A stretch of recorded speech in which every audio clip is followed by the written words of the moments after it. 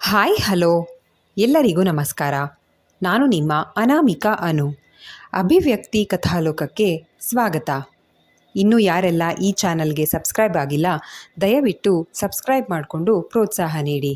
ಇಲ್ಲಿ ಪ್ರಸಾರವಾಗುವ ಕಥೆಗಳನ್ನು ಕೇಳಿ ನಿಮಗೆ ಇಷ್ಟವಾದರೆ ಲೈಕ್ ಕೊಟ್ಟು ಕಮೆಂಟ್ ಮಾಡಿ ಹೆಚ್ಚು ಹೆಚ್ಚು ಶೇರ್ ಮಾಡುವುದರ ಮೂಲಕ ನಮಗೆ ಮತ್ತಷ್ಟು ಪ್ರೋತ್ಸಾಹ ನೀಡೋದನ್ನು ಮರಿಬೇಡಿ. ಬಾಳದೋಣಿಯಲ್ಲಿ ಕಥೆಯ 24ನೇ ಅಧ್ಯಾಯವನ್ನು ನೀವೆಲ್ಲರೂ ಕೇಳಿ ಆನಂದಿಸಿದ್ದೀರಾ ಅಂತ ಭಾವಿಸ್ತೇನೆ. ಹಾಗಾದರೆ 25ನೇ ಅಧ್ಯಾಯವನ್ನು ಶುರು ಮಾಡೋಣ. ಗತಕಾಲವನ್ನು ಪ್ರಮೀಳಾ ಹೇಳಿ ಮುಗಿಸಿದ ಮೇಲೆ ನೀರವ ಮೌನ ಮನೆ ಮಾಡಿತ್ತು ಕೆಲ ಸಮಯ. ಹಾಗಾದರೆ ನನ್ನ ಜೀವಕ್ಕೆ ಅಪಾಯ ಇದೆ ಅಂತ ಅಕ್ಕ ಊರು ಬಿಟ್ಟು ಹೋಗಿ ಏನೂ ಇಲ್ಲದವಳ ಹಾಗೆ ಕಷ್ಟಪಟ್ಲ? ನನಗೋಸ್ಕರ ಅಕ್ಕ ಎಷ್ಟು ತ್ಯಾಗ ಮಾಡಿದಾಳೆ. ನನ್ನ ಅಕ್ಕ ತ್ಯಾಗಮಯಿ. ಅಕ್ಕನ ಮೇಲಿನ ಅಭಿಮಾನ ಗೌರವ ದುಪ್ಪಟ್ಟಾಗಿ ಭಾರತ ಪ್ರಮೀಳಾ ಕಾಲ ಬುಡದಲ್ಲಿ ಕುಳಿತು, ದೇವ್ರನ್ನ ನಾನು ನೋಡಿಲ್ಲ ಅಕ್ಕ, ನನ್ನ ಪಾಲಿನ ದೇವರು ನೀನು, ಆದರೆ ಅಪ್ಪ ಅಮ್ಮ ಅಜ್ಜ ಎಲ್ಲ ಎಲ್ಲಿ ಎಂದು ಕೇಳಿದ್ದ. ಅಣ್ಣ ಸತ್ತ ಮೇಲೆ ಅಜ್ಜಯ್ಯ ನೀನು ಹುಟ್ಟಿ 1 ವರ್ಷ ಇದ್ದರು ಅಷ್ಟೇ. ಆಮೇಲೆ ಪ್ರಾಣತ್ಯಾಗ ಮಾಡಿದ್ರು. ಬಹುಶಃ ಮೊಮ್ಮಗನ್ನ ಮರಳಿ ಬೇಡಿದ್ರೇನೋ ಅಮ್ಮನವ್ರ ಹತ್ರ. ಅಪ್ಪ ಅಮ್ಮ ತೀರ್ಕೊಂಡ್ರು. ನಮ್ಮ ಮನೆ ಮೇಲೆ ಯಾರದ್ದೋ ಕೆಟ್ಟ ದೃಷ್ಟಿ ಬಿದ್ದಿತ್ತು. ಅವರಿಗೆ ಬಲಿಯಾದರು. ಅಪ್ಪ ಅಮ್ಮ ಇಬ್ಬರು ಕೊನೆಗಳಿಗೆಲಿ ನಿನ್ನನ್ನು ಕಾಪಾಡಿ ನೀನು ದೊಡ್ಡವನಾದ್ಮೇಲೆ ಊರಿಗೆ ಕರ್ಕೊಂಡು ಬರೋಕ್ಕೆ ಹೇಳಿದರು. ಅದಕ್ಕೋಸ್ಕರನೇ ಇಷ್ಟು ವರ್ಷ ನಿನಗೆ ನೀನು ಯಾರು ಅಂತ ಗೊತ್ತಾಗದೇ ಇರೋ ಅಷ್ಟು ಸೀಕ್ರೆಟಾಗಿ ಸಾಕಿದ್ದು. 12 ವರ್ಷಗಳಿಗೊಮ್ಮೆ ನಡೆಯೋ ಅಮ್ಮನವರ ಜಾತ್ರೆ ನಡೆದಿದ್ದೆ ಅವರೇ ಕರೆಸ್ಕೊಂಡಿದ್ದಾರೆ. ಪ್ರಮೀಳಾ ತನ್ನನ್ನು ತಾನು ಎಲ್ಲ ರೀತಿಯಿಂದಲೂ ಸೇಫ್ ಮಾಡಿಕೊಂಡು ಹೇಳಿದ್ರು. ಜಯಶೀಲ ಕಡೆಗೆ ಕೊನೆಗೆ ತಿರಸ್ಕಾರದಿಂದ ನೋಡಿ ಯಾವ ಭಯ ಜಯಶೀಲರನ್ನು ಕಾಡಿತ್ತೋ ಅವರಿಗಷ್ಟೇ ಗೊತ್ತು. ಇನ್ನೇನು ಪಾರ್ಥ, ನಿಮ್ಮ ಅಕ್ಕನೇ ಎಲ್ಲ ಹೇಳಿದ್ಲಲ್ಲ, ನಾವಿನ್ನು ಬರ್ತೀವಿ, ಬಾರೋ ತೇಜ ಹೋಗೋಣ ಎಂದರು. ಇನ್ನು ತನಗಿಲ್ಲಿ ಯಾವ ಕೆಲಸವೂ ಇಲ್ಲ ಎನ್ನುವಂತೆ ತೇಜ ಹೊರಟ್ರೆ, 1 ನಿಮಿಷ ತೇಜ ಎಂದು ಗಾಯನಳ ಕಡೆ ತಿರುಗಿ, ಗಾಯನ ನೀನು ಪಕ್ಕದೂರವಳೆ ಆಗಿದ್ದರಿಂದ ಪಾರ್ಥನ ಜೊತೆ ಬಂದು ಒಳ್ಳೆ ಕೆಲಸ ಮಾಡಿದೆ, ಥ್ಯಾಂಕ್ಸ್. ತೇಜ, ಈ ಹುಡುಗಿನೂ ಅವ್ರ ಮನೆ ಹತ್ರ ಬಿಟ್ಬಿಡು ಸೇಫಾಗಿ ಎಂದರು ಪ್ರಮೀಳಾ. ಮನೆ ಹತ್ರಕ್ಕ? ನನ್ನ ಮನೆಯಲ್ಲಿ ಸೇರಿಸಲ್ಲ, ಏನು ಮಾಡಲಿ, ಈಗ ತೇಜ ಅವ್ರ ಜೊತೆ ಬೆಂಗಳೂರಿಗೆ ಹೋಗಿಬಿಡೋದೆ ಸರಿ ಎಂದುಕೊಂಡ ಗಾಯನ ಅವರ ಜೊತೆ ಹೋಗಲು ಹೆಜ್ಜೆ ಎತ್ತಿದರೆ, 1 ನಿಮಿಷ ಗಾಯನ, ನೀವೆಲ್ಲೂ ಹೋಗೋ ಅವಶ್ಯಕತೆ ಇಲ್ಲ ಎಂದ ಪಾರ್ಥ ತನ್ನ ಅಕ್ಕನ ಕಡೆ ತಿರುಗಿ, ಅಕ್ಕ, ಭಾವ, ನಿಮ್ಮ ಹತ್ರ ಒಂದು ವಿಷಯ ಮಾತಾಡಬೇಕು.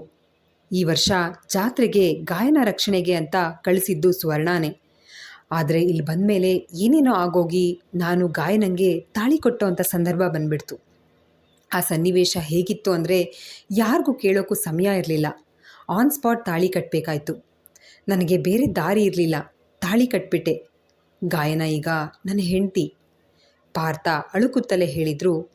ಪಾರ್ಥನ ಒಂದೊಂದು ಮಾತುಗಳು ಪ್ರಮೀಳಾ ತಲೆಗೆ ಸುತ್ತಿಗೆಯಿಂದ ಹೊಡೆದಂತೆ ಭಾಸವಾಗ್ತಾ ಇತ್ತು. ಏನೋ ಹೇಳ್ತಿದೀಯಾ ಪಾರ್ಥ, ನಮ್ಮನ್ನು 1 ಮಾತು ಕೇಳದೆ ತಾಳಿ ಕಟ್ದ ಎಂದು ನೋವಿನಿಂದ ನುಡಿದು, ಪರವಾಗಿಲ್ಲ ಕಣೋ, ನನಗೆ ನನ್ನ ಮಗಳನ್ನೇ ನಿನಗೆ ಕೊಟ್ಟು ಮದುವೆ ಮಾಡಬೇಕು ಅಂತ ಆಸೆ ಇತ್ತು. ಈಗ ನೀನು ಇವಳಿಗೆ ತಾಳಿ ಕಟ್ಟಿದ್ದೀಯಲ್ಲ, ಇವಳು ನನ್ನ ಮಗಳೇ ಎಂದಳು ಪ್ರಮೀಳಾ ಗಾಯನ ಬಗ್ಗೆ ಪ್ರೀತಿಯಿಂದ. ವಾಟ್? ಪಾರ್ಥ ಗಾಯಿ ನಿನಗೆ ತಾಳಿ ಕಟ್ಟಿದ್ನಾ? ಜಾತ್ರೆಯಲ್ಲಿ ನನ್ನ ಹತ್ರನೂ ಇವರು 1 ಮಾತು ಹೇಳಿಲ್ವಲ್ಲ? ಸ್ವರ್ಣ ಬೇಸರದಿಂದ ನೋಡಿದ್ರೆ, ಸ್ವರ್ಣ, ನಿನಗೆ ಹೇಳಬಾರ್ದು ಅಂತಲ್ಲ, ಅವತ್ತಿನ ಸನ್ನಿವೇಶ ಗಿರೀಶನಿಂದ ತಪ್ಪಿಸ್ಕೊಳ್ಳೋದಕ್ಕೆ ತಾಳಿ ಕಟ್ಟಬೇಕಾಗಿ ಬಂತು. ಪಾರ್ಥ ಅವರಷ್ಟೇ. ಈ ಮದುವೆ ಅಲ್ಲಿಗೆ ಮಾತ್ರ. ಬೆಂಗಳೂರಿಗೆ ಬಂದ ಮೇಲೆ ಅವ್ರ ದಾರಿ ಅವರದ್ದು, ನನ್ನ ದಾರಿ ನಂದು ಅಂತ ಮಾತಾಗಿತ್ತು. ಅಷ್ಟರಲ್ಲಿ ಇಷ್ಟೆಲ್ಲ ಆಯಿತು. ಪಾರ್ಥ ಅವರು ಯಾವತ್ತಿದ್ದು ನಿನಗೇ ಸೇರಬೇಕಿರೋರು ಎಂದಳು ಗಾಯನ. ಅಂದರೆ ಮದುವೆ ಇಷ್ಟ ಇಲ್ಲ, ಒಳ್ಳೆಯದೇ ಆಯಿತು, ನನಗೂ ಇದೇ ಬೇಕಿರೋದು ಪ್ರಮೀಳಾ ಒಳಗೆ ಅಂದುಕೊಂಡ್ರು. ಮೇಲೆ ತೋರುಗೊಡದೆ, ಹಾಗೆಲ್ಲ ಹೇಳಬಾರ್ದಮ್ಮ, ಪರಿಸ್ಥಿತಿ ಏನೇ ಇರಲಿ, 1 ಸಾರಿ ತಾಳಿ ಬಿದ್ದರೆ ಮುಗೀತು ಎಂದು ನಯವಾಗಿ ಹೇಳಿದರು ಪ್ರಮೀಳಾ. ನಮ್ಮ ಅಕ್ಕ ಎಷ್ಟು ಒಳ್ಳೆಯವಳು, ನಾನು ಅವಳಿಗೆ ಹೇಳ್ದೆ ಮದುವೆ ಆದರೂ ಒಂದೇ ಒಂದು ಮಾತು ಹಾಡಲಿಲ್ಲ. ಅಪ್ಪ ಅಮ್ಮ ಆಸೆ ಪಟ್ಟಂತೆ ಅವಳು ಹೇಳಿದ್ದಾರಿಲೇ ಇರಬೇಕು ಇನ್ಮುಂದೆ ಕೂಡ ಎಂದುಕೊಂಡ ಪಾರ್ಥ. ಅವನಿಗಿನ್ನೂ ನಾನು ಕೋಟ್ಯಾಂತರ ರೂಪಾಯಿ ಆಸ್ತಿಯ ಒಡೆಯ ಎನ್ನುವುದು ತಲೆಗೆ ಹೋಗಿಲ್ಲ. ನಾವಿಷ್ಟೊಂದು ರಿಚ್ ಇದ್ದರೂ typical middle class life lead ಮಾಡ್ತಾ ಇದ್ವು. ಇಲ್ಲಿರೋ ಪ್ರಾಪರ್ಟಿ ನೋಡ್ತಿದ್ರೆ ನಾನು ಫಾರಿನಲ್ಲೇ MBA ಮಾಡ್ಬೋದಾಗಿತ್ತು. ನೋ, ಇಂಡಿಯಾ MBAಗೆ ಇಂಟರ್ನ್ಯಾಷನಲ್ ಲೆವೆಲ್ನಲ್ಲಿ ತುಂಬ ಸ್ಕೋಪ್ ಇದೆ. ನಾನು ಆದಷ್ಟು ಬೇಗ ಔಟ್ ಆಫ್ ಕಂಟ್ರಿ ಹೋಗಬೇಕು. ಗಾಯನ, ಪಾರ್ಥ ಅವರಿಬ್ಬರ ಬಗ್ಗೆ ಇನ್ನೂ ನನಗೆ ಯಾಕೆ ಯಾವ ಒಪಿನಿಯನ್ಗೂ ಬರೋಕ್ಕಾಗ್ತಿಲ್ಲ. It's none of my business. ಅವ್ರ ಲೈಫ್ ಅವರಿಷ್ಟ ಅಂತ ಆಕ್ಸೆಪ್ಟ್ ಮಾಡ್ಕೊಂಡು ಇರೋಕ್ಕೂ ಆಗ್ತಿಲ್ಲ. ಇಬ್ಬಂದಿ ಭಾವದಲ್ಲಿ ತೊಳಲಾಡಿದ್ಲು ಸ್ವರ್ಣ. ಹುಡುಗಿ ನೋಡೋಕೆ ಲಕ್ಷಣವಾಗಿದ್ದಾಳೆ. ಮೇಲ್ನೋಟಕ್ಕೆ ಇಬ್ಬರಿಗೂ ಇಷ್ಟ ಇಲ್ಲ ಅನ್ನೋ ಹಾಗಿದ್ರೂ ಒಳ್ಳೆ ಜೋಡಿ ಆಗೋದ್ರಲ್ಲಿ ಸಂಶಯ ಇಲ್ಲ. ಇಷ್ಟು ದಿನ ಭಾರತಂಗೆ ಅನ್ಯಾಯ ಆಗಿರೋದೇ ಸಾಕು. ಇನ್ನು ಮುಂದೆ ಹಾಗಾಗಬಾರ್ದು. ಯಜಮಾನ್ರೇ, ನಿಮಗೆ ಕೊಟ್ಟ ಮಾತಿಗೋಸ್ಕರ ಇಷ್ಟು ವರ್ಷ ಪ್ರಮೀಳಾಗೆ ತಿರುಗಿ ಮಾತಾಡಿರಲಿಲ್ಲ. ಅವಳು ಹೇಳಿದ್ದಕ್ಕೆಲ್ಲ ಅಸ್ತು ಅಂದೆ. ಆದರೆ ಈ ಮನೆಯೊಳಗೆ ಭಾರತಂಗೆ ಅನ್ಯಾಯ ಆಗೋದನ್ನು ನೋಡಿಕೊಂಡು ನಂಗೆ ಸುಮ್ಮನಿರೋದಕ್ಕಾಗಲ್ಲ. ಹಾಗೆ ಅವನು ನಿಮ್ಮ ವಂಶಪಾರಂಪರ್ಯವಾಗಿ ಬಂದಿರೋ ವೈದ್ಯಶಾಸ್ತ್ರನ ಅಭ್ಯಾಸ ಮಾಡಬೇಕು. ಅದಕ್ಕೆ ನಿಮ್ಮೆಲ್ಲರ ಆಶೀರ್ವಾದ ಇರಲಿ ಸದಾ. ನಾರಾಯಣರು ತಮ್ಮೊಳಗೆ ಬೇಡ್ಕೊಳ್ತಾ ಇದ್ರು. ಭಾರತ, ನೀನು ನನಗೆ ಹೇಳ್ದಂಗೆ ಕೇಳ್ಕೊಂಡು ಹೆಸರಿಗಷ್ಟೇ ರಾಜನ ಹಾಗೆ ಸಿಂಹಾಸನದ ಮೇಲೆ ಕೂತಿರಬೇಕು. ನಾನು ಕೀಲಿ ಕೊಟ್ಟ ಗೊಂಬೆ ಹಾಗೆ ಆಡಳಿತ ಏನಿದ್ರೂ ಈ ಪ್ರಮಿಳಂದು. ಅಮ್ಮನವರ ಜಾತ್ರೆ ಮುಗ್ದಿದ್ದೆ. ಇನ್ನು ಜಾತ್ರೆ ವಿಷಯ ಬರೋದು 12 ವರ್ಷಕ್ಕೆ. ಅಷ್ಟರಲ್ಲಿ ಎಲ್ಲ ನನ್ನ ಲೆಕ್ಕಾಚಾರದ ಹಾಗೆ ಮಾಡ್ಕೋಬೇಕು. ಈ ಹುಡುಗಿಗೆ ಗೇಟ್ ಪಾಸ್ ಕೊಟ್ಟು ಸ್ವರ್ಣನ್ನ ನಿನಗೆ ಕೊಟ್ಟು ಮದುವೆ ಮಾಡಬೇಕು. ಇಷ್ಟೊಂದು ಆಸ್ತಿ, ಗೌರವ, ಆಚಾರರ ಹೆಂಡತಿಯಾಗಿ ಊರಲ್ಲಿ ಗೌರವ ಮರ್ಯಾದೆ ಏನಿದ್ರೂ ನನ್ನ ಮಗಳಿಗೆ ಸಿಗಬೇಕು, ಯಾರೋ ತಿರ್ಬೋಕಿಯ ಒಳಗಲ್ಲ. ಪ್ರಮೀಳಾ ತನ್ನ ಲೆಕ್ಕಾಚಾರದ ಎಳೆ ಎಲ್ಲೂ ತಪ್ಪಲು ಬಿಡಲಿಲ್ಲ. ಪಾರ್ಥ, ಇನ್ನು ನಾವು ಬೆಂಗಳೂರಿಗೆ ಹೋಗೋದು ಬೇಡ. ಶತ್ರುಗಳ ಬಗ್ಗೆ ತಲೆ ಕೆಡಿಸ್ಕೊಡ್ಬೇಡ. ಇನ್ನು ಮುಂದೆ ಅವರಿಂದ ನಿನಗೆ ತೊಂದರೆ ಆಗಲ್ಲ. ಇಲ್ಲೇ ಇರೋಣ. ಸ್ವರ್ಣ, ಗಾಯನ ನಿಮ್ಮಿಬ್ಬರು ಓದು ಸಾಕು. ಭಾರತ, ನೀನು ಕಲಿಬೇಕಾಗಿರೋದು ತುಂಬ ಇದೆ. ಗ್ರಾಮದ ಮುಖ್ಯಸ್ಥರ ಜೊತೆ ಮಾತಾಡಿ ಒಂದು ಒಳ್ಳೆ ದಿನ ಗೊತ್ತು ಮಾಡ್ತೀನಿ. ನಿನ್ನ ಅಭ್ಯಾಸ ಶುರು ಆಗಲಿ ಎಂದರು ಪ್ರಮೀಳಾ. ನೀನು ಹೇಗೆ ಹೇಳ್ತೀಯ ಹಾಗೆ ಅಕ್ಕ. ಪಾರ್ಥ ಅಕ್ಕನ ಮಾತಿಗೆ ಅಸ್ತು ಎಂದರೆ ಸ್ವರ್ಣ, ಗಾಯನ ಇಬ್ಬರು ಮುಖ ನೋಡಿಕೊಂಡ್ರು. ಇಬ್ಬರಿಗೂ ಓದು ನಿಲ್ಲಿಸುವ ಉದ್ದೇಶ ಇರಲಿಲ್ಲ. ಇಬ್ಬರ ಪರವಾಗಿ ಸ್ವರ್ಣ, ಅಮ್ಮ ಏನು ಹೇಳ್ತಿದೀಯಾ? ಸ್ಟಡೀಸ್ ಸ್ಟಾಪ್ ಮಾಡೋದಾ? No way. ನಿನಗೆ ಎಜುಕೇಷನ್ ವ್ಯಾಲ್ಯೂ ಗೊತ್ತಿಲ್ವಾ? ಯಾವುದೇ ಕಾರಣಕ್ಕೂ ಓದ್ ನಿಲ್ಲಿಸೋ ಸೀನ್ ಇಲ್ಲ. ನೀವಿಲ್ಲಿರಿ, ನಾನಂತೂ ಹೋಗ್ತೀನಿ ಬೆಂಗಳೂರಿಗೆ. ಈಗ ಫೈನಾನ್ಷಿಯಲಿ ಏನೂ ಪ್ರಾಬ್ಲಮ್ ಇಲ್ವಲ್ಲ, ನನ್ನ ಫಾರಿನಿಗೆ ಕಳಿಸಿ ಓದೋಕೆ. ಸ್ವರ್ಣ ತನ್ನ ಅಭಿಪ್ರಾಯ ಮಂಡಿಸಿದ್ಲು. ಗಾಯನಾಗೆ ಇನ್ನೂ ಎಲ್ಲರೆದುರುಗಳು ಮಾತಾಡೋಷ್ಟು ಧೈರ್ಯ ಇರಲಿಲ್ಲ. ಆದರೆ ಓದೋ ಆಸೆ ಅಂತೂ ಇತ್ತು. ಇಲ್ಲೇ ಉಳಿಯೋದಕ್ಕೆ ಗಿರೀಶನ ಭಯ ಆದರೂ ಆಚಾರ್ಯರ ಮನೆ ತಂಟೆಗೆ ಬರೋ ಧೈರ್ಯ ಮಾಡಲ್ಲ ಅವನು ಅಂತ ಅಂದ್ಕೊಂಡ್ಳು. ಭಾರತನಿಗೆ ಇಬ್ಬರ ಓದು ನಿಲ್ಲಿಸೋದಕ್ಕೆ ಇಷ್ಟ ಇರಲಿಲ್ಲ. ಆದರೆ ತಟ್ಟನೆ ನಿರ್ಧಾರ ತೆಗೆದುಕೊಳ್ಳುವ ಹಾಗೂ ಇರಲಿಲ್ಲ. 4 ದಿನ ಸುಮ್ಮನಿರಿ, ಥಿಂಕ್ ಮಾಡೋಣ ಎಂದ. ಎಲ್ಲರಿಗೂ ಅದೇ ಸರಿ ಅನಿಸಿತ್ತು. ಕತ್ತಲಾಗುತ್ತಾ ಬಂದಿತ್ತು. ಮನೆ ಕ್ಲೀನಿಂಗ್ ಅರ್ಧ ಆಗಿತ್ತು. ಊಟಕ್ಕೆ ವ್ಯವಸ್ಥೆ ಆಗಬೇಕಾಗಿತ್ತು. ಇನ್ನು ನೀವೆಲ್ಲ ರೆಸ್ಟ್ ಮಾಡ್ತೀರಿ, ನಾನು ಮನೆಯಿಂದ ಅಡುಗೆ ಮಾಡ್ಕೊಂಡು ಬರ್ತೀನಿ, ಜಯಶೀಲ ಹೇಳಿ ಹೊರ ನಡೆದಿದ್ರು. ಆಚಾರ್ಯರ ಮನೆಗೆ ಊಟದ ವ್ಯವಸ್ಥೆ ಮಾಡಲು ಎಲ್ಲರೂ ತುದಿಗಾಲಲ್ಲಿ ನಿಂತಿದ್ರು. ಆದರೆ ಮನೆಯೊಳಗೆ ಮಾತುಕತೆ ನಡೆಯುತ್ತಾ ಇದ್ದರಿಂದ ಎಲ್ಲ ದೂರ ಉಳಿದಿದ್ರು. ಮನೆಯಿಂದ ಹೊರ ಬಂದ ಮೇಲೆ, ಅಮ್ಮ ನೀನು ಯಾಕೇನೂ ಮಾತಾಡಲಿಲ್ಲ? ತೇಜ ಕೇಳಿದ್ದ. ನೋಡು ತೇಜ, ದೊಡ್ಡವ್ರ ಸಹವಾಸ ಬೇಡ ನಮಗೆ. ಭಾರತ ನಿನಗೆ ಸ್ನೇಹಿತ. ಆ ಸ್ನೇಹ ಅಂತರದಲ್ಲೇ ಇರಲಿ ಅಷ್ಟೇ. ಏನು ಹೇಳದೆ ಮನೆ ಕಡೆ ಹೆಜ್ಜೆ ಹಾಕಿದ್ರು ಜಯಶೀಲ. ಪರಿಸ್ಥಿತಿ ಒಂದು ಮಟ್ಟಕ್ಕೆ ಸಮತೋಲನಕ್ಕೆ ಬಂದಿತ್ತು. ಪಕ್ಕದ ಮನೆಯವರು ಎಲ್ಲರಿಗೂ ಹಾಸಿಗೆ ಹೊದಿಕೆಗಳ ಜೊತೆ ಊಟವನ್ನೂ ತಂದಿದ್ರು.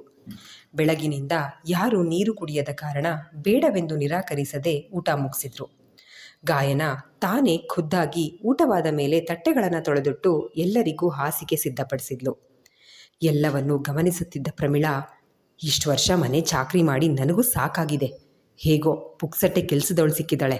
ಇನ್ನು ಮುಂದೆ ಕಾಲ್ ಮೇಲೆ ಕಾಲು ಹಾಕ್ಕೊಂಡು ಕೂತ್ಕೊಂಡು ಆಚಾರ್ಯರ ಮನೆ ಆಡಳಿತ ಮಾಡೋದು ಅಷ್ಟೇ. ಅಜ್ಜಯ್ಯ, ಹೇಗಿದೆ ಇದು?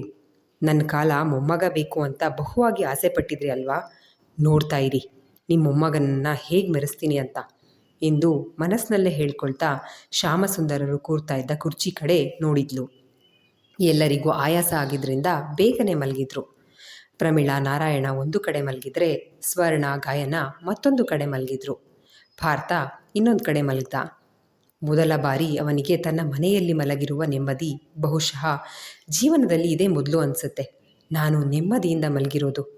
ಅಮ್ಮ ತಾಯಿ ಭ್ರಮರಾಂಬ, ನಿನ್ನ ಬಗ್ಗೆ ತಿಳ್ಕೊಳ್ದೆ ಏನೇನೋ ಮಾತಾಡ್ಬಿಟ್ಟಿದ್ದೀನಿ. ದಯವಿಟ್ಟು ನನ್ನ ಕ್ಷಮಿಸು. ನಿನ್ನ ಸೇವೆನೇ ನಮ್ಮ ಕರ್ತವ್ಯ ಅಂತ ಬದುಕಿದ ಅಜ್ಜಯ್ಯ, ಅಪ್ಪಯ್ಯ ಅವ್ರ ದಾರಿಲೇ ನಾನು ಕೂಡ ಮುಂದೆ ಸಾಗ್ತೀನಿ. ಈ ನಿನ್ನ ಮಗನ್ನ ಕೈ ಹಿಡಿದು ನಿನ್ನ ದಾರಿನಲ್ಲಿ ನಡೆಸ್ಕೊಳ್ಳೋ ಜವಾಬ್ದಾರಿ ನಿನ್ನದು. ಅಮ್ಮ, ಅಪ್ಪ, ಅಜ್ಜಯ್ಯ, ಅಣ್ಣ, ನೀವೆಲ್ಲ ಹೇಗಿದ್ರಿ? ನಮ್ಮ ಮನೆ ಬಗ್ಗೆ ತಿಳ್ಕೊಳ್ಳೋದು ಇನ್ನೂ ತುಂಬ ಇದೆ. 100ರಲ್ಲಿ 1% ಮಾತ್ರ ನನಗೆ ತಿಳಿದಿದೆ ಅಷ್ಟೇ. ಇವಾಗ ಇನ್ನೂ 99ರಷ್ಟು ತಿಳ್ಕೋಬೇಕು. ಹಾಗೆ ನೀವು ಮಾಡ್ತಾ ಇದ್ದ ಆಯುರ್ವೇದ ಪದ್ಧತಿ ನಾನು ಕಲ್ತ್ಕೊಂಡು ಮುಂದುವರಿಸ್ಕೊಂಡು ಹೋಗ್ತೀನಿ. ಈ ಪದ್ಧತಿ ಇಲ್ಲಿಗೆ ಮುಗಿಬಾರ್ದು ಅಂತ ತಾನೇ ನೀವು ಅಣ್ಣ ತೀರಿ ಹೋದ್ಮೇಲೆ ಗಂಡು ಮಗು ಬೇಕೇ ಬೇಕು ಅಂತ ಬಯಸಿದ್ದು? ನಿಮ್ಮ ಆಸೆನ ನಾನು ನೆರವೇರಿಸ್ತೀನಿ. ನನಗೆ ವಯಸ್ಸಾಗಿರಬಹುದು, ಆದರೆ ನಾಳೆಯಿಂದ ನಾನು ವಿದ್ಯಾರ್ಥಿ. ಕಲಿಕೆಗೋಸ್ಕರ ಜೀವನನ ಮೀಸಲಿಡ್ತೀನಿ. ಅಕ್ಕ ಹೇಗೂ ಗಾಯನನ ಮನೆ ಸೊಸೆ ಅಂತ ಒಪ್ಕೊಂಡಿದ್ದಾರೆ. ಆದರೆ ನಾನು ನಿಮ್ಮ ಕನಸು ನನಸು ಮಾಡಿದ ಮೇಲೇ ಸಂಸಾರ ಶುರು ಮಾಡೋದು. ಅಲ್ಲಿವರೆಗೂ ಗಾಯನ ನಮ್ಮ ಮನೇಲಿರ್ತಾರಷ್ಟೇ. ಸಂಸಾರ ನನ್ನ ಕಲಿಕೆಯ ಏಕಾಗ್ರತೆಗೆ ಭಂಗ ತರಬಾರ್ದು ಅಂತ ರಾಮಕೃಷ್ಣ ಪರಮಹಂಸರು ಕೂಡ ಸಾಧನೆಗೋಸ್ಕರ ಪತ್ನಿಯಿಂದ ದೂರ ಇದ್ದರು. ಮಹನೀಯರು ಜನಿಸಿದ ನಾಡಿದು. ಗಾಯನಾಗೆ ಓದಬೇಕು ಅಂತ ಆಸೆ ಇದೆ. ಆದರೆ ಅವರು ಓದ್ತಾ ಇರೋದಕ್ಕೆ ಹಳ್ಳೀಲಿ ಕೆಲಸ ಅಂತೂ ಸಿಗಲ್ಲ. ನಾನಿನ್ನೂ ಹಳ್ಳಿ ಬಿಟ್ಟು ಸಿಟಿಗೆ ಹೋಗೋಕ್ಕಾಗಲ್ಲ. ಅವರಿಗೆ ಬೇರೆ ವ್ಯವಸ್ಥೆ ಮಾಡಬೇಕು. ಇಷ್ಟು ದಿನ ಬರೀ ಕಾರ್ ಓಡಿಸ್ಕೊಂಡು ಬರೋ ದುಡ್ಡಲ್ಲಿ ಮನೆಯಲ್ಲಿ ನಡೆಸೋದು ದೊಡ್ಡ ಜವಾಬ್ದಾರಿ ಅಂದ್ಕೊಂಡಿದ್ದೆ. ಇಲ್ಲ, ಈಗ ನನ್ನ ಕಣ್ಮುಂದೆ ಇರೋ ಜವಾಬ್ದಾರಿ ಮುಂದೆ ನಾನು ಇಷ್ಟು ದಿನ ನಿಭಾಯಿಸಿದ್ದು ಏನೇನೂ ಅಲ್ಲ. ತಲೆ ಮೇಲೆ ದೊಡ್ಡ ಜವಾಬ್ದಾರಿಯ ಹೊರೆ ಇದೆ. ಅದನ್ನು ಸಮರ್ಪಕವಾಗಿ ನಿಭಾಯಿಸಬೇಕು ನಾನು ಎಂದುಕೊಂಡವನಿಗೆ ಭಾಗೀರಥಮ್ಮ ಮಡಿಲಲ್ಲಿ ಮಲಗಿಸಿಕೊಂಡು ಲಾಲಿ ಹಾಡಿದಷ್ಟು ನೆಮ್ಮದಿಯಿಂದ ನಿದ್ರೆಗೆ ಜಾರಿದ್ದ. ಇತ್ತ ಸ್ವರ್ಣ ಜೊತೆ ಮಲಗಿದ್ದ ಗಾಯನ, ಸ್ವರ್ಣ, ಇನ್ನೂ ನನ್ನ ಮೇಲೆ ಕೋಪ ಬೇಜಾರು ಏನಾದರೂ ಇದೆಯಾ ನಿನಗೆ? ಆಗ ಎಲ್ಲರ ಮುಂದೆ ಹೇಳೋಕ್ಕಾಗಲಿಲ್ಲ. ಪಾರ್ಥ ಅವ್ರಿಗೂ ಗಿರೀಶಂಗೂ ದೊಡ್ಡ ಗಲಾಟೆ ಆಯಿತು. ಪಾರ್ಥ ಅವರು ಗಿರೀಶಂಗೆ ತುಂಬ ಹೊಡೆದಿದ್ರು. ಅದೇ ಸಿಟ್ಟಲ್ಲಿ ಬಂದು ಮನೇಲಿ ನನ್ನ ಮೇಲೆ ಗಲಾಟೆ ಮಾಡ್ದ. ಪಾರ್ಥನ ಉಳಿಸಲ್ಲ ಅಂತ ಮಾತಾಡ್ತಾ ಇದ್ದ. ಪಾಪ, ಇವ್ರ ಪ್ರಾಣಕ್ಕೆ ಅಪಾಯ ಇದೆಯಲ್ಲ ಅಂತ ವಾಪಸ್ ಕಳಿಸೋಣ ಅಂತ ಬಂದೆ. ಪಾರ್ಥ ಅವರು, ಇಲ್ಲ, ಸ್ವರ್ಣ ನಿಮ್ಮ ಜವಾಬ್ದಾರಿನ ನನಗೆ ಒಪ್ಪಿಸಿ ಕಳಿಸಿದ್ದಾಳೆ, ಯಾವುದೇ ಕಾರಣಕ್ಕೂ ಹೋಗಲ್ಲ ಅಂತ ಹಠ ಮಾಡಿದ್ರು. ಹೊರಗಡೆ ನಿಂತ್ಕೊಂಡು ಮಾತಾಡೋದು ಕೂಡ ಸೇಫ್ ಆಗಿರಲಿಲ್ಲ. ಹಾಗಾಗಿ ಪಾರವಜ್ಜಿ ಮನೆಯಲ್ಲಿ ಮಾತಾಡ್ತಾ ಇದ್ವಿ ಅಷ್ಟೇ. ತೇಜ ಅವರಿಗೆ ಅವರಮ್ಮ ಕಾಲ್ ಮಾಡಿದ್ರು ಅಂತ ಹೋದರು. ಆಗ ಗಿರೀಶನ ಭಂಟರು ನಮ್ಮನ್ನು ಮನೆ ಒಳಗಡೆ ಕೂಡು ಹಾಕಿ ಜನ ಸೇರಿಸಿದ್ರು. ಜನ ಸೇರಿದಾಗ ಒಂದು ಹೆಣ್ಣು ಒಂದು ಗಂಡು ಒಂದು ಮನೆಯಲ್ಲಿ ಏಕಾಂತವಾಗಿ ಸಿಕ್ಕಿದ್ರೆ ಏನು ಮಾತು ಬರುತ್ತೋ ಅದೇ ಮಾತು ಬಂತು. ಹಾಗಾಗಿ ಆ ಕ್ಷಣದಲ್ಲಿ ಪಾರ್ಥ ಅವರು ನನಗೆ ತಾಳಿ ಕಟ್ಟಬೇಕಾಗಿ ಬಂತು. ನನ್ನ ಹೆತ್ತ ಅಪ್ಪ ಅಮ್ಮ ಕೂಡ ನನ್ನ ಮಗಳು ಅಂಥವಳಲ್ಲ ಅಂತ ನಂಬಲಿಲ್ಲ. ಅಂಥ ಪರಿಸ್ಥಿತಿಲಿ ನಾನಿದ್ದೆ. ಆದರೆ ಬೆಂಗಳೂರಿಗೆ ಬರುವಾಗ ನಾವು ಮಾತಾಡಿಕೊಂಡೇ ಬಂದಿದ್ವಿ, ಈ ಮದುವೆ ಊರಿಗಷ್ಟೇ ಸೀಮಿತ, ಇಲ್ಲಿ ನಾನು ಓದ್ಕೊಂಡು ಕೆಲಸಕ್ಕೆ ಸೇರ್ತೀನಿ ಅಂತ. ಇಷ್ಟೇ ನಡೆದಿದ್ದು ಎಂದು ಗಾಯನ ಬಿಕ್ಕಲಾರಂಭಿಸಿದ್ಲು. ಹೇ ಗಾಯಿ, ಈಗ ನಿನ್ನ ಮೇಲೆ ನಾನೇನಾದರೂ ಡೌಟ್ ಪಟ್ನಾ? ಏನಾದರೂ ಹೇಳಿದ್ನಾ? ಆ್ಯಕ್ಚುಲಿ ನಿಜ ಹೇಳಬೇಕು ಅಂದರೆ ನನಗೆ ತುಂಬ ಖುಷಿಯಾಯಿತು. ಆದರೆ ಅಮ್ಮನ ಎದುರಿಗೆ ಅದನ್ನು ಎಕ್ಸ್ಪ್ರೆಸ್ ಮಾಡೋಕ್ಕಾಗಲಿಲ್ಲ. ನನಗೆ ಪಾರ್ಥ ಬರೀ ಸೋದರ ಮಾವ ಅಲ್ಲ, ಹೀ ಈಸ್ ಮೈ ಎವ್ರಿಥಿಂಗ್. ಅವನು ಬಿಟ್ಟರೆ ನನಗೆ ಬೇರೆ ಜೀವನ ಗೊತ್ತಿಲ್ಲ. ನಮಗೋಸ್ಕರ ಅವನ ಜೀವನನೇ ತ್ಯಾಗ ಮಾಡಿದ್ದಾನೆ. ನಾನು ಅವನನ್ನು ತುಂಬ ಎತ್ತರದ ಸ್ಥಾನದಲ್ಲಿಟ್ಟಿದ್ದೀನಿ. ಯಾವತ್ತೂ ಲೈಫ್ ಪಾರ್ಟ್ನರ್ ಆಗಬೇಕು ಅಂತ ಅನಿಸಿಲ್ಲ. ಅಂಥ ಭಾವನೆಯೇ ನಾನು ಅವನನ್ನು ಯಾವತ್ತೂ ನೋಡಿಲ್ಲ. ಅವತ್ತು ಮಾತು ಬಂದಾಗಲೇ ಪಾರ್ಥಂಗೆ ನನ್ನ ಮೇಲೆ ಮನಸ್ಸಿತ್ತು ಅಂತ ಗೊತ್ತಾಗಿದ್ದು. ಆದರೆ ಪ್ರೀತಿ ಅಂತ ಬಂದಾಗ 2 ಕೈ ಸೇರಿದ್ರೇ ಚಪ್ಪಾಳೆ. ಅವನ ಮೇಲಿದ್ದ ಗೌರವ ಈಗಿನ್ನೂ ಜಾಸ್ತಿಯಾಗಿದೆ. ನೋಡು, ಇಷ್ಟು ದೊಡ್ಡ ಮನೆತನ, ಊರಿಗೆ ರಾಜರ ಥರ ಮೆರೆಯಬೇಕಾಗಿದ್ದವರು ಅಲ್ಲಿ ಯಾವ ಥರ ಜೀವನ ನಡೆಸುತ್ತಾ ಇದ್ದ? ನೆನೆಸ್ಕೊಂಡ್ರೆ ಮನಸ್ಸಿಗೆ ತುಂಬ ಸಂಕಟ ಆಗುತ್ತೆ. ಇಷ್ಟು ಶ್ರೀಮಂತ, ಅಲ್ಲಿ 100 ರೂಪಾಯಿಗೂ ಎಷ್ಟು ಕಷ್ಟಪಟ್ಟ? ಪರಿಸ್ಥಿತಿ ಏನೇ ಇರಲಿ, ಅಮ್ಮ ಸತ್ಯ ಮುಚ್ಚಿಟ್ಟು ಅವನನ್ನು ಆ ಥರ ಬೆಳೆಸಿದ್ದು ತಪ್ಪು. ಪಾರ್ಥಂಗೆ ನೀನು ತುಂಬ ಒಳ್ಳೆ ಸಂಗಾತಿ ಆಗ್ತೀಯ. ಅವನಿಷ್ಟು ದಿನ ಬರೀ ಕಷ್ಟನೇ ನೋಡಿದ್ದಾನೆ. ಇನ್ನು ಮುಂದೆ ನೀನು ಅವನನ್ನು ತುಂಬ ಚೆನ್ನಾಗಿ ನೋಡ್ಕೋಬೇಕು. ಅವನ ಮೇಲೆ ಜವಾಬ್ದಾರಿಗಳ ಹೊರೆ ಇದೆ. ಅದನ್ನು ನಿಭಾಯಿಸೋಕೆ ನೀನು ಹೆಗಲಾಗಿರಬೇಕು. ಇಷ್ಟೇ ನನ್ನ ಆಸೆ. ಇದನ್ನು ನೆರವೇರಿಸು ಸಾಕು. ಹಾಗೆ ನನ್ನ ಬಗ್ಗೆ ನೀನು ಯೋಚನೆ ಮಾಡಬೇಡ. ನಾನು ಅಮೋಘ್ ಲವ್ ಮಾಡ್ತಾಯಿದ್ದೀವಿ. ನಾನು ಫಾರಿನ್ಗೆ ಹೋಗಬೇಕು ಅಂತ ಯೋಚನೆ ಮಾಡ್ತಾಯಿದ್ದೀನಿ. ಇಷ್ಟು ದಿನ ಅಂತೂ ಫೈನಾನ್ಷಿಯಲ್ ಪ್ರಾಬ್ಲಮ್ ಇತ್ತು, ಇನ್ನು ಮುಂದೆ ಅದಿರಲ್ಲ. ಆದರೆ ನಿನ್ನ ಹತ್ರ ಒಂದೇ ಒಂದು ರಿಕ್ವೆಸ್ಟ್ ಗಾಯಿ, ನೀನು MBA ತೊಗೊಂಡೆ ಸಿಚುಯೇಷನ್ ಬೇರೆ ಇತ್ತು. ಆದರೆ ಈಗ ಪರಿಸ್ಥಿತಿ ಬೇರೆಯೇ ಇದೆ.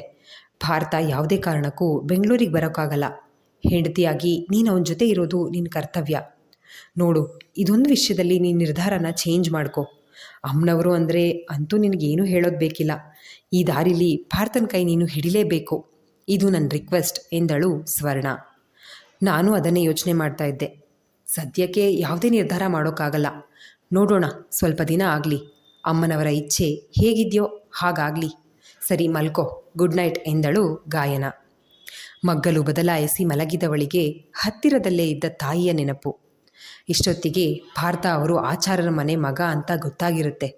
ಅಮ್ಮ, ಅಪ್ಪ, ಅಜ್ಜಿ, ಗಿರೀಶ ಎಲ್ಲರ ರಿಯಾಕ್ಷನ್ ಹೇಗಿರಬಹುದು? ಈಗಲಾದರೂ ನನ್ನನ್ನು ಮನೆಗೆ ಸೇರಿಸ್ಕೋತಾರಾ? ಒಂದು ಸಾರಿ ಪಾರ್ಥ ಅವ್ರಿಗೆ ಹೇಳಿ ಮನೆಗೆ ಹೋಗಿ ಬರಬೇಕು. ಹಾಗೆ ಅಜ್ಜಿ ಹೇಳ್ತಾ ಇದ್ದ ಅಮ್ಮನವರ ಕತೆ, ಅದೇ ಮನೆಗೆ ನಾನು ಸೊಸೆಯಾಗಿ ಬರೋದು, ಇದೆಲ್ಲ ಅಮ್ಮನವರ ನಿರ್ಧಾರ ಅನಿಸುತ್ತೆ. ಆದರೆ ಅಮ್ಮನವರು ನನ್ನ ಮೇಲೆ ಕಳಂಕ ಬರೋ ಹಾಗೆ ಮಾಡಿದ್ರಲ್ಲ, ಇದು ಯಾವ ತಪ್ಪಿಗೆ ಶಿಕ್ಷೆ? ಅಜ್ಜಿ ಹೇಳ್ದಾಗೆ ಅಮ್ಮನವ್ರು ಬೆಳಕು ಬಿದ್ದಿದ್ದಕ್ಕೆ ಕಷ್ಟಗಳು ಅಂದ್ರಲ್ಲ, ಅದೇ ಇರಬಹುದಾ? ಹಾಗಾದರೆ ಇನ್ಮುಂದೆ ಇನ್ನೂ ಕಷ್ಟಗಳಿದಾವ? ನನಗ್ಯಾಕೋ ಪ್ರಮೀಳಾ ಆಂಟಿ ಎಲ್ಲ ಸತ್ಯ ಹೇಳಿಲ್ಲ ಅನ್ನಿಸ್ತಾ ಇದೆ. ಆದರೆ ಪಾರ್ಥ ಅವರೇ ಸುಮ್ಮನಾದ್ರಲ್ಲ, ಅವರಿಗೆ ಅಕ್ಕನ ಮೇಲೆ ತುಂಬ ನಂಬಿಕೆ. ಈಗ ನಾನೇನಾದರೂ ಮಾತಾಡಿದ್ರೆ ಹಣ ಆಸ್ತಿ ಆಸೆಗೆ ಮಾತಾಡ್ತಿದ್ದೀನಿ ಅನ್ನೋ ಹಾಗಾಗುತ್ತೆ. ತೇಜಣ್ಣ ಅವರಮ್ಮ ಜಯಶೀಲಾ ಆಂಟಿ ಕೂಡ ಬರುವಾಗ ಇದ್ದ ಬಿರುಸು ಪ್ರಮೀಳಾ ಆಂಟಿ ನೋಡಿದ ಮೇಲೆ ಇರಲಿಲ್ಲ. ಅವರೇ ಏನೊಂದು ಮಾತನಾಡದೆ ಹೋದ್ಮೇಲೆ ಏನೂ ಗೊತ್ತಿಲ್ಲದೆ ಇರೋ ನಾನು ಮಾತಾಡೋದು ಸರಿಯಲ್ಲ. ಮೊದಲು ಪಾರ್ಥ ಅವ್ರ ಮೇಲಿರೋ ಜವಾಬ್ದಾರಿಗಳು, ಆಮೇಲೆ ನೋಡೋಣ, ಅಮ್ಮನವರು ಇದ್ದಾರಲ್ಲ ಕಾಪಾಡ್ತಾರೆ ಎಂದುಕೊಂಡು ಬದುಕು ಎಲ್ಲಿಂದ ಎಲ್ಲಿಗೆ ತಂದು ನಿಲ್ಲಿಸಿತು ಎಂದು ದೀರ್ಘ ನಿಟ್ಟುಸಿರೊಂದನ್ನು ಹಾಕಿ ಕಣ್ಮುಚ್ಚಿ ಮಲಗಿದಳು ಗಾಯನ. ಇಷ್ಟು ವರ್ಷ ಅಲ್ಲೆಲ್ಲೋ ಗೊತ್ತಿರದ ಜಾಗದಲ್ಲಿ ಎಲ್ಲರೂ ಒಟ್ಟಿಗೆ ಇದ್ದರೂ ಅನಾಥರು ಅಂತ ಫೀಲಿಂಗ್ ಬರ್ತಾ ಇತ್ತು. ಆದರೆ ನೋಡಿ, ಇವತ್ತು ಇಷ್ಟು ವರ್ಷ ಆದಮೇಲೆ ಬ್ರಹ್ಮಗಿರಿಗೆ ಬಂದಿದ್ದೀವಿ. ನಮ್ಮತನದ ಮಣ್ಣಿನ ವಾಸನೆ ಇದೆ, ಭಾಗೀರಥಿ ಅಮ್ಮನವರ ಮಾತೃಮಮತೆ ಇದೆ, ಅಜ್ಜಯ್ಯನ ಆಶೀರ್ವಾದ, ನಿಮ್ಮ ಕಾಳಜಿ ಎಲ್ಲದರ ನೆರಳಲ್ಲಿ ಸೊಂಪಾಗಿದ್ದೀನಿ ಅನ್ನಿಸ್ತಿದೆ ಯಜಮಾನ್ರೇ. ನನಗಿಷ್ಟು ವರ್ಷ ಕಾಡ್ತಾ ಇದ್ದ ಅಸ್ಥಿರತೆ, ತಳಮಳ, ತಲ್ಲಣ ಯಾವುದೂ ಇಲ್ಲ. ಇನ್ನು ಮುಂದೆ ಎಲ್ಲ ಒಳ್ಳೆಯದೇ ಆಗುತ್ತೆ ಅನ್ನೋ ನಂಬಿಕೆ ನನಗಿದೆ. ನನ್ನ ಮೇಲೆ ಯಾವತ್ತಿದ್ರೂ ಈ ಮನೆ ಉಪ್ಪಿನ ಋಣ ಇರುತ್ತೆ. ನೀವು ನನಗೆ ಯಾವತ್ತಿಗೂ ಯಜಮಾನ್ರೆ. ಏನೋ ಸಂತೋಷ, ವರ್ಣಿಸಲಾಗದ ಭಾವ ನಾರಾಯಣರಿಗೆ ಅನುಭವಕ್ಕೆ ಬರ್ತಾ ಇತ್ತು. ಬಹಳ ವರ್ಷಗಳ ನಂತರ ಆಕಾಶದಲ್ಲಿ ನಕ್ಷತ್ರಗಳಾಗಿ ಮಿನುಗುತ್ತಿದ್ದಂತೆ ಶ್ಯಾಮಸುಂದರರು, ಶ್ರೀಕಂಠ ಆಚಾರ್ಯರು, ಭಾಗೀರಥಮ್ಮನವರು ಈ ದಿನಕ್ಕಾಗಿ ವರ್ಷಗಳಿಂದ ಕಾಯುತ್ತಿದ್ದರೇನೋ ಎಂಬಂತೆ ಮಿನುಗುತ್ತಿದ್ದವು ನಕ್ಷತ್ರಗಳು. ಇಲ್ಲಿಗೆ ಈ ಸಂಚಿಕೆ ಮುಕ್ತಾಯವಾಯಿತು. ಈ ಸಂಚಿಕೆ ನಿಮ್ಮೆಲ್ಲರಿಗೂ ಇಷ್ಟವಾಗಿದೆ ಅಂತ ಭಾವಿಸ್ತೇನೆ. ದಯವಿಟ್ಟು ನಿಮ್ಮ ಅನಿಸಿಕೆ ಅಭಿಪ್ರಾಯಗಳನ್ನು ಕಮೆಂಟ್ ಸೆಕ್ಷನ್ನಲ್ಲಿ ಹಂಚ್ಕೊಳ್ಳೋದನ್ನು ಮರಿಬೇಡಿ. ಧನ್ಯವಾದಗಳು.